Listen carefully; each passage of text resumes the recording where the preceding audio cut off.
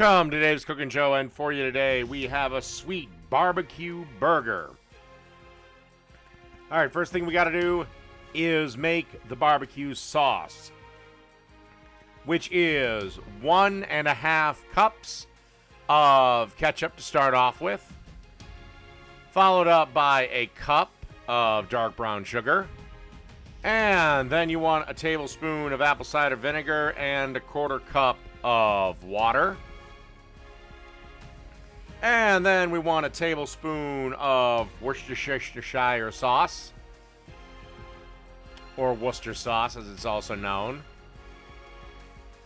And now it's time to add a 1/4 cup of molasses.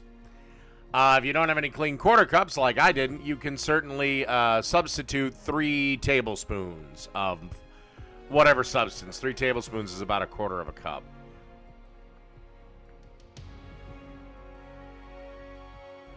And now it's time for the dry ingredients, which include a teaspoon of mustard, ground mustard, a 1/2 teaspoon of smoked paprika, a 1/2 teaspoon of garlic powder, and salt and pepper to taste.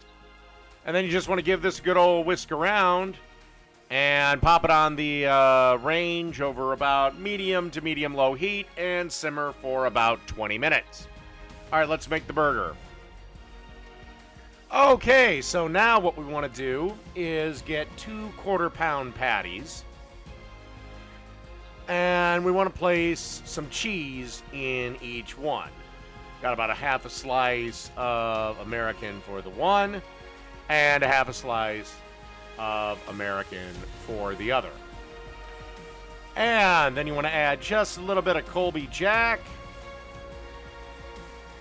And then you want to seal these 2 burgers together. If you want to coat your hands with a little bit of egg, go for it. But, all right, let's go to the griddle. And on a griddle that's set to a fairly generous heat, you want to add our patties and, of course, season these with salt and pepper to taste. I'm going a little bit classic, little bit old school with Lowry's seasoning salt and freshly ground black pepper. Don't worry too much about over-seasoning it, because, again, you're going to lose a bunch of it when you go to flip the burger.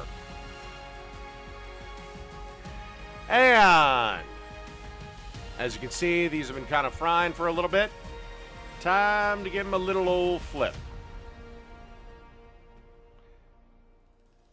And you do want to be a little careful. Again, you may have to reform them. And just give them a flip and let them cook up. Don't worry if they're undercooked, because they are going to go in the oven for a bit. Now, you want to grab a oven-proof pan. You want to grab one of our patties that's done, or 99% of the way done. You want to grab that barbecue sauce. And yes, unfortunately, I did lose a bit of the cheese. But trust me, we're going to be adding some more. You want to grab a generous helping of that sweet barbecue sauce that we made. And then a big old handful of shredded cheese. And then you want to pop this in a 300-degree oven until the cheese melts. Okie dokie. Now, to a toasted bun, you want to add 3 pickle chips. Because, again, if a burger doesn't have pickles on it, it's probably going to be garbage. Okay, then you want to get that burger out of the pan. Look at that. Trust me, that cheese will prevent any other cheese from escaping. Then you want to take all that hot barbecue sauce and cheesy goodness and pour that over the top. And then place the top bun on. And that's it.